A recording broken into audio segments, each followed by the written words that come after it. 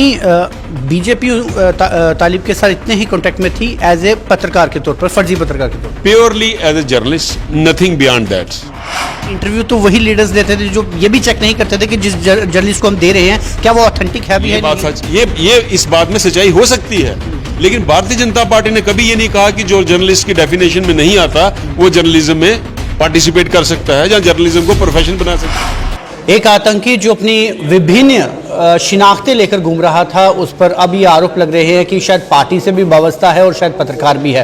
पहले पार्टी से पूछेंगे कि पार्टी क्या समझती है, क्योंकि क्या वो बीजेपी की कार्यकर्ता थी। अभिनव जी क्या समझते हैं आप, क्योंकि आरोप प्रत्यारोप ये लग रहे हैं कि पार्टी उस तालिब हुसैन के साथ सीधे ताल्लुकात में थी, क्या सच्चाई है? देखिए अभी जी ऐसा है,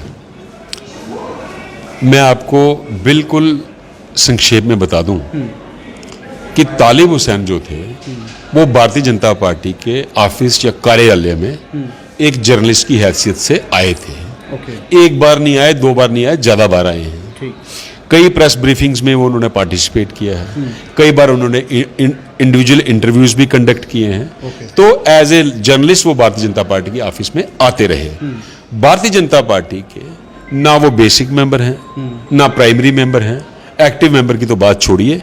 तो भारतीय जनता पार्टी से तालिब हुसैन का कोई लेना देना नहीं। एक लेटर पैड इशू हो रहा है बीजेपी का, दिखाई दे रहा है सोशल मीडिया पर कि उसमें लिखा हुआ कि तालिब हुसैन जो है उसे रजौरी के आईटी सेल का वहां का अध्यक्ष बनाया गया है। मैंने भी देखा, अभी किसी आप ही के कुलीग ने बताया मुझे। देखिए वो लेटर पैड जो मैंने देखा, वो उस पे यूटी अध्यक्ष के कोई सिग्नेचर नहीं है। जब भी किसी को कोई ओहदा दिया जाता है, जैसे मैं स्पोक्स पर्सन हूं, जब मुझे अपॉइंट किया गया था मुझे भी लेटर आया था, लेकिन वो प्रदेश अध्यक्ष जो उस टाइम हमारी स्टेट थी, अब यूटी है, उनका साइन था। ये लेटर पैड जो है, ये कम्युनिकेशन जो मैंने देखी, ये माइनॉरिटी मोर्चा के जो हमारे भारतीय जनता पार्टी के अध्यक्ष हैं शेख बशीर जी, उनका साइन है। इसमें देखा जाएगा कि क्या ये उनके सिग्नेचर हैं, क्या उन्होंने इशू किया है, और उनको तालिब हुसैन को आईटी सेल का एक पर्टिकुलर विंग का इंचार्ज बनाने से पहले क्या हमारे प्रदेश अध्यक्ष या यूटी अध्यक्ष से इसकी परमिशन ली गई, उनको कंसल्ट किया गया, उनका अप्रूवल था या कंकरेंस थी, या उनको छोड़ के जो यूटी के आईटी सेल के इंचार्ज हैं उनसे कंसल्टेशन हुई थी या उनकी परमिशन थी या उनकी कंकरेंस थी, इस पे भी इंक्वायरी होगी। यानी बीजेपी तालिब के साथ इतने ही कांटेक्ट में थी एज ए पत्रकार के तौर पर, फर्जी पत्रकार के तौर पर, purely as a journalist, nothing beyond that. Talib Hussain से भारतीय जनता पार्टी का कोई लेना देना नहीं है accept as a journalist. Abhinav ji आपको याद होगा, करीब 3 महीने पहले मैंने आपको एक इंटरव्यू लिया था, मैंने आपको बताया था कि पत्रकारों के लिए कोई गाइडलाइंस नहीं है, कोई रिस्ट्रिक्शंस नहीं है, कोई चेक एंड कंट्रोल नहीं है। Every Tom Dick and Harry जो है वो जर्नलिस्ट है और इसको लेकर संज्ञान करना चाहिए, और भाजपा हर मुद्दे पर बीच में हस्तक्षेप करती है। तो इसको लेकर कोई चेक एंड कंट्रोल क्यों नहीं कि जर्नलिज्म के लिए यदि मास कॉम की डिग्री या डिप्लोमा बना है तो उसके अलावा किस लिए वो बनाए गए? तो आपको लगता है कि जिस ज्वाला में जर्नलिस्ट खुद जल रहे थे, आज बीजेपी भी उसी ज्वाला में जली है? देखिए बीजेपी ने कभी ऐसा नहीं कहा कि जो क्वालिफाइड जर्नलिस्ट नहीं है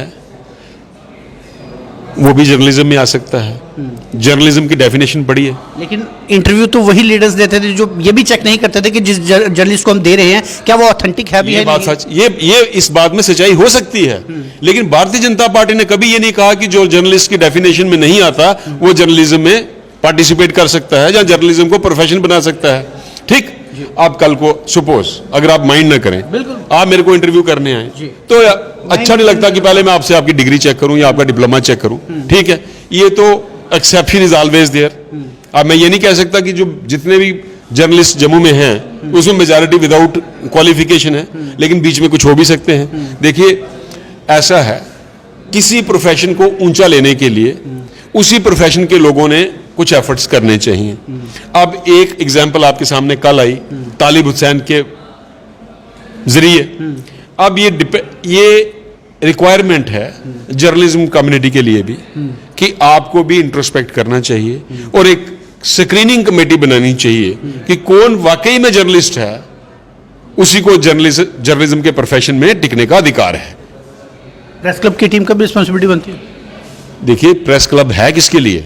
प्रेस क्लब जर्नलिस्ट जो कम्युनिटी है उनकी बेहतरी के लिए, उनके काज एक्सपोज करने के लिए, उनके ग्रीवेंसेस एक्सपोज करने के लिए, उस प्रोफेशन कम जो प्रोफेशन है एक जर्नलिज्म का उसको अपग्रेड करने के लिए, तो उसी कड़ी में ये एक रिक्वायरमेंट है कि प्रेस क्लब को भी अब जरूरत है कि एक स्क्रीनिंग की जाए कि कौन वाकई में जर्नलिस्ट है, कौन जर्नलिज्म की डेफिनेशन में, जर्नलिस्ट की डेफिनेशन में फॉल करता है, उस ब्रैकेट में फॉल करता है, तो वही जर्नलिज्म अगर करे तो जर्नलिज्म प्रोफेशन का भी नाम कि इस इंसिडेंट्स के बाद क्या बीजेपी भी एक लेटर लिख सकती है एडमिनिस्ट्रेशन को कि कम से कम जर्नलिज्म की एक लाइन ड्रॉ की जाए कि कौन जर्नलिज्म है, ताकि इस तरह की इंसिडेंट्स वापस और ना हो? देखिए, जो सोसाइटी के भले के लिए, जो जर्नलिज्म प्रोफेशन के लिए जो बेहतर होगा वो भारतीय जनता पार्टी करेगी। मैंने आपको पहले भी कहा, मैं अब भी कह रहा हूं, हमारी भारतीय जनता पार्टी की नेशनल वर्किंग कमेटी की मीटिंग चल रही है, कल वो कंक्लूड हो जाएगी।